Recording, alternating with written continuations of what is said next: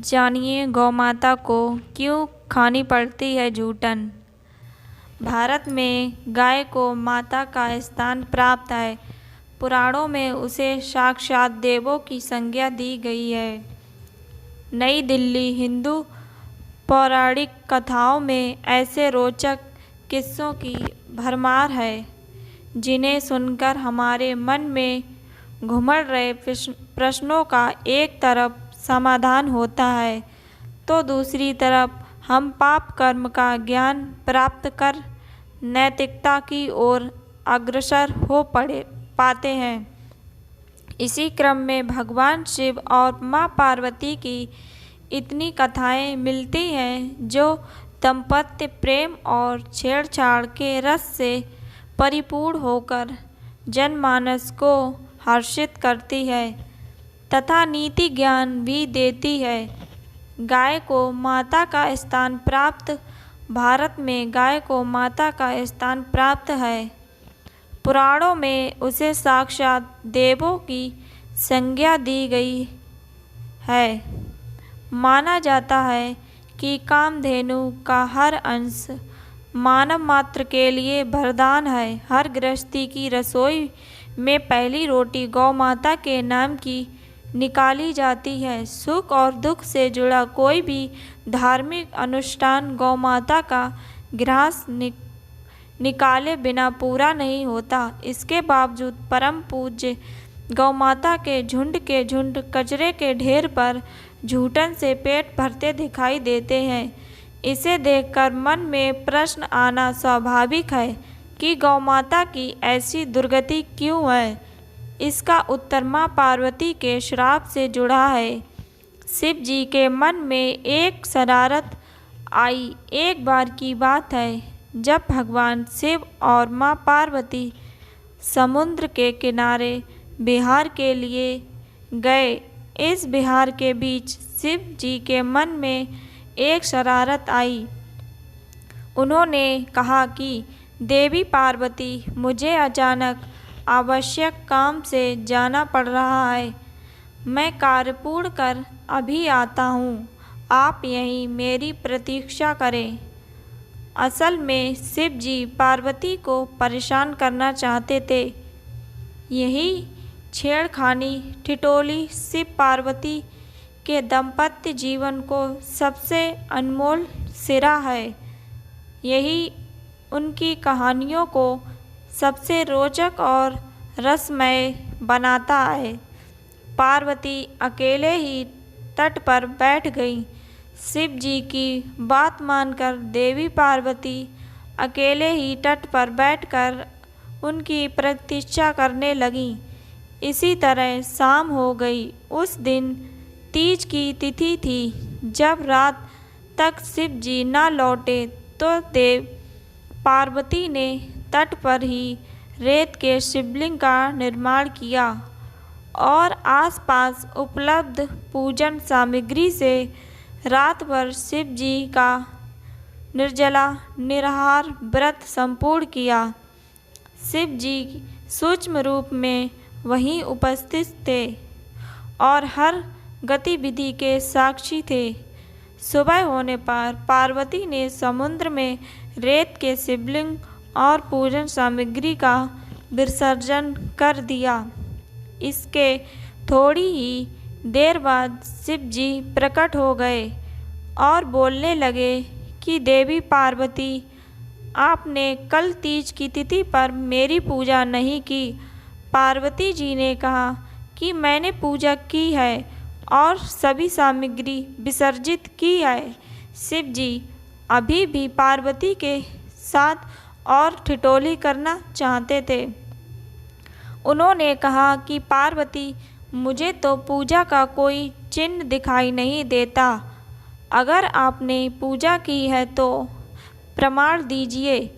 जगत की हर घटना का साक्षी अब तक माँ पार्वती भी समझ चुकी थी कि भगवान शिव उन्हें जानबूझकर सता रहे हैं, क्योंकि जो जगत की हर घटना का साक्षी है उसे प्रमाण की क्या आवश्यकता है। देवी पार्वती भी इस हंसी मजाक का भरपूर मजा ले रही थीं। शिव जी की बात सुनकर माता पार्वती ने आसपास देखा। उन्हें एक गाय खड़ी दिखाई दी।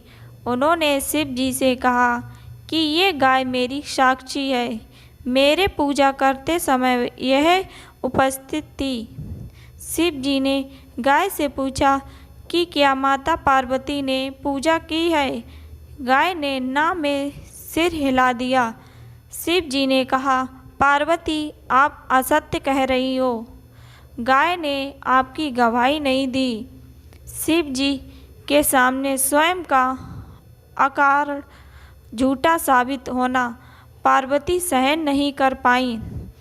उन्होंने उसी वक्त गाय को श्राप दिया कि तू द्रव्य जन्मा है, जगत कल्याण के लिए प्रकट हुई है, इसलिए जनहित के लिए तेरे गुण यथावत रहेंगे, किंतु जिस मुँह से तूने झूठी गवाही दी है उसे दंड भुगतान होगा। झूठ बोलने के कारण अब से झूठन ही तेरा आहार होगी। गौ माता क्रोध की भागी बनी। इस तरह झूठ बोलने से गौ माता क्रोध की भागी बनी और आज तक उनकी सततीन अच्छा भोजन प्राप्त होने के बावजूद झूठन खाने के लिए बाध्य हैं। यह कथा हमें बताती है कि असत्य भाषण कितने गंभीर परिणाम हो सकते हैं। साथ ही दाम्पत्य जीवन को रसपूर्ण बनाकर मधुरता से जीवन यापन करना भी सिखाती है। गाय को माता क्यों कहते हैं, इनकी पूजा और सेवा के फायदे भी जाने। हिंदू धर्म में गाय को माता कहा जाता है। पुराणों में धर्म को भी गौ रूप में दर्शाया गया है। भगवान श्री कृष्ण गाय की सेवा अपने हाथों से करते थे और इनका निवास भी गोलोक बताया गया है। इतना ही नहीं, गाय को कामधेनु के रूप में सभी इच्छाओं को पूरा करने वाला भी बताया गया है। हिंदू धर्म में गाय के इस महत्व के पीछे कई कारण हैं, जिनका धार्मिक और वैज्ञानिक महत्व भी है। माँ शब्द की उत्पत्ति गौवंश से हुई।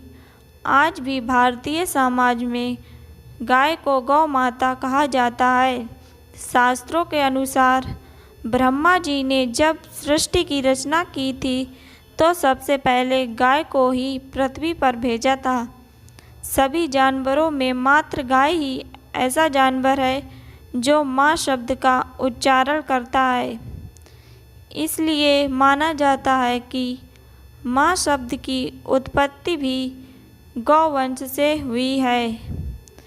गाय हम सबको माँ की तरह अपने दूध से पालती पोसती है। आयुर्वेद के अनुसार भी माँ के दूध के बाद बच्चे के लिए सबसे फायदेमंद गाय का ही दूध होता है। गौ पूजन से इच्छाओं की पूर्ति धार्मिक आस्था है कि गौ माता से मनोवांछित फल की प्राप्ति होती है। घर की समृद्धि के लिए घर में गाय का होना बहुत शुभ माना जाता है। कहा जाता है कि विद्यार्थियों को अध्ययन के साथ ही गाय की सेवा भी करनी चाहिए। इससे उनका मानसिक विकास तेजी से होता है। संतान और धन की प्राप्ति के लिए भी गाय को चारा खिलाना और उसकी सेवा करना बेहतर परिणामदायक माना जाता है। गाय के सींग में ब्रह्मा विष्णु महेश। भविष्य पुराण के अनुसार गाय के सींगों में तीनों लोकों के देवी देवता विद्यमान रहते हैं। सृष्टि के रचनाकार ब्रह्मा और पालनकर्ता विष्णु गाय के सींगों के निचले हिस्से में विराजमान हैं, तो गाय के सींग के मध्य में शिव शंकर विराजित हैं। गौ माता के ललाट में माँ गौरी तथा नासिका भाग में भगवान कार्तिकेय विराजमान हैं। गाय सांस से खींच लेती है सारे पाप। धार्मिक आस्था है कि गाय अपनी सेवा करने वाले व्यक्ति के सारे पाप अपनी सांस के जरिए खींच लेती है। गाय जहाँ पर बैठती है वहाँ के वातावरण को शुद्ध करके सकारात्मकता से भर देती है। ऐसा शायद इसीलिए कहा जाता है क्योंकि गाय जहाँ भी बैठती है वहाँ पूरी निर्भीकता से बैठती है। कहा जाता है कि अपनी बैठी हुई जगह के सारे पापों को अपने अंदर समाकर उस जगह को शुद्ध कर देने की क्षमता होती है। गाय में गौमूत्र होता है फ़ायदेमंद। एक तरफ जहाँ गाय का गोबर पवित्र कार्यों के दौरान घर को लीपने के लिए प्रयोग किया जाता है, वहीं गाय के गोबर से बने कंडे हवन करने के लिए प्रयोग किए जाते हैं। माना जाता है कि गाय के गोबर से हवन करने पर वातावरण और घर के आसपास मौजूद कीड़े भाग जाते हैं और वायु शुद्ध होती है। वहीं गौमूत्र को कई तरह की दवाइयाँ बनाने में प्रयोग किया जाता है क्योंकि इसमें रोगाणुओं को मारने की क्षमता होती है। मान्यता के अनुसार गाय में 33 करोड़ देवताओं का वास होता है। गौ पूजन से सभी देवता होते हैं प्रसन्न। साध्वी कस्बा में शुक्रवार को गोपाल अष्टमी को पूजन कर मनाई गई। आज अवधूतगिरी आश्रम पर गौ कथा महोत्सव के दौरान गोपाल अष्टमी मनाई गई। गोपाष्टमी का महत्व बताते हुए साध्वी प्रतिमा गोपाल दीदी ने कहा कि कार्तिक मास की शुक्ल पक्ष की अष्टमी को गोपाष्टमी के रूप में मनाया जाता है। इस दिन गाय और गोविंद की पूजा अर्चना करने से धन और सुख समृद्धि में वृद्धि होगी। ऐसी मान्यता है कि इस दिन भगवान श्री कृष्ण ने पहली बार गाय चराई थी।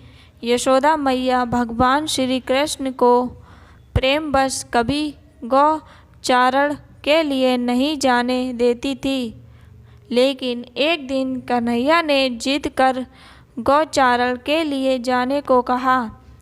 तब यशोदा जी ने ऋषि संडिल से कहकर मुहूर्त निकलवाया और पूजन के लिए अपने श्री कृष्ण को गौचारण के लिए भेजा। तभी से इस दिन गाय की पूजा की जाती है। मान्यता है कि गाय में 33 करोड़ देवताओं का वास होता है, इसलिए गौ पूजन से सभी देवता प्रसन्न होते हैं। इसे मौके पर बच्चों के मुंडन कराए गए तथा सिर पर शहद व गुड़ लगाकर गाय को खिलाया गया।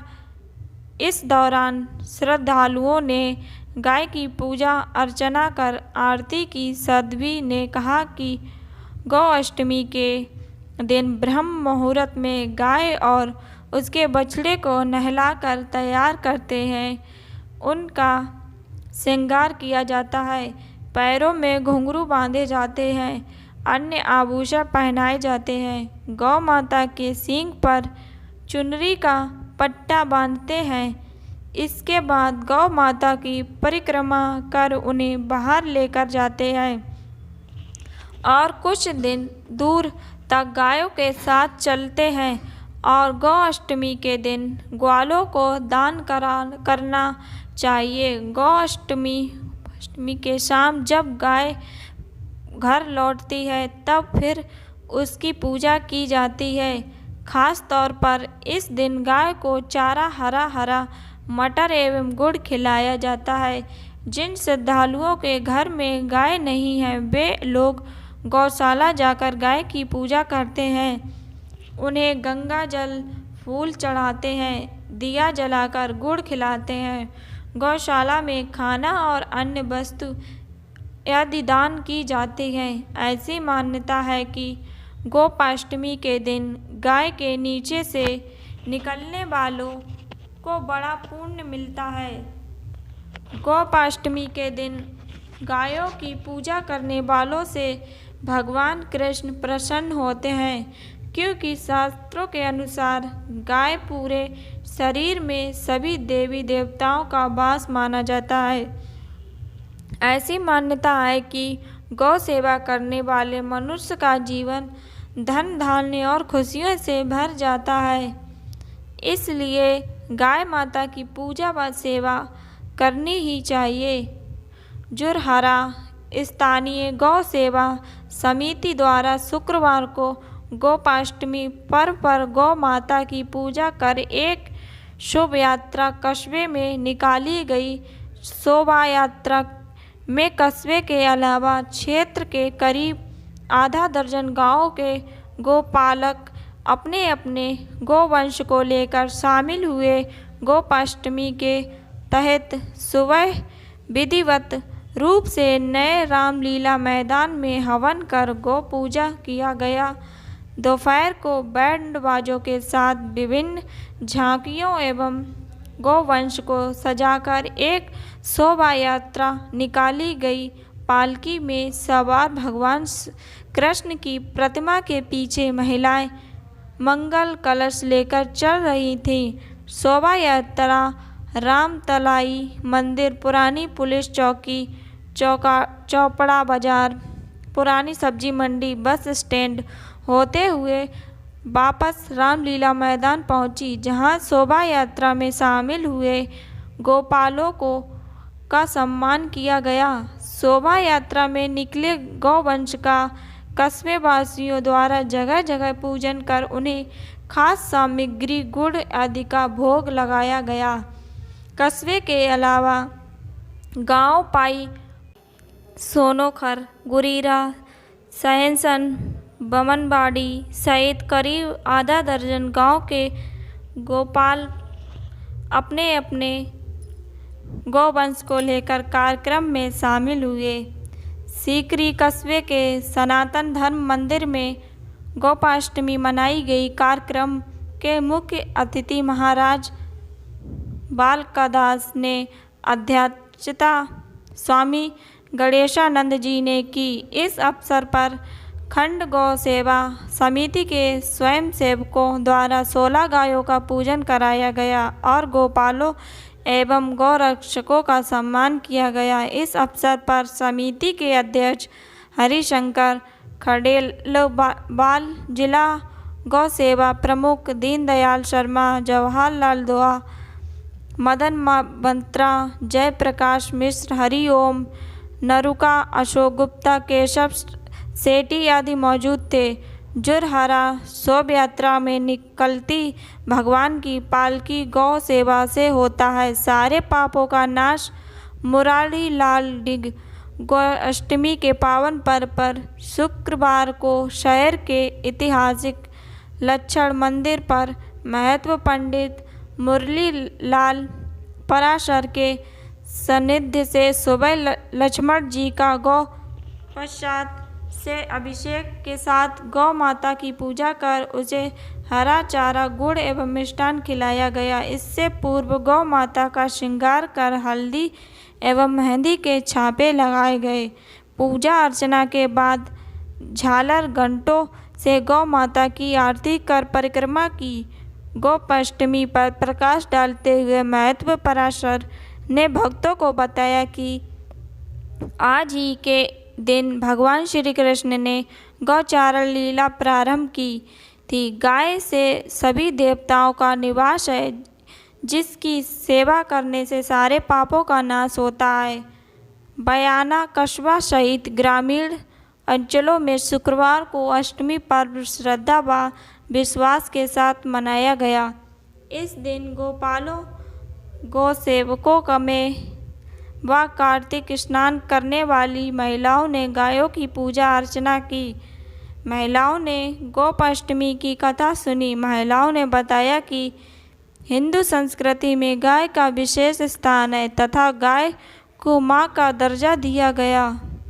नगर गोपाष्टमी के मौके पर श्रद्धालुओं महिलाओं की ओर से तिवाड़ी मोहल्ला कल्याण मंदिर में गौ माता की प्राण प्रतिष्ठा कराई गई। इस मौके पर रमेश चंद्र लवनिया द्वारा वैदिक मनोचरों के साथ विधिवत हवन कराकर पूर्णाहुति दी गई।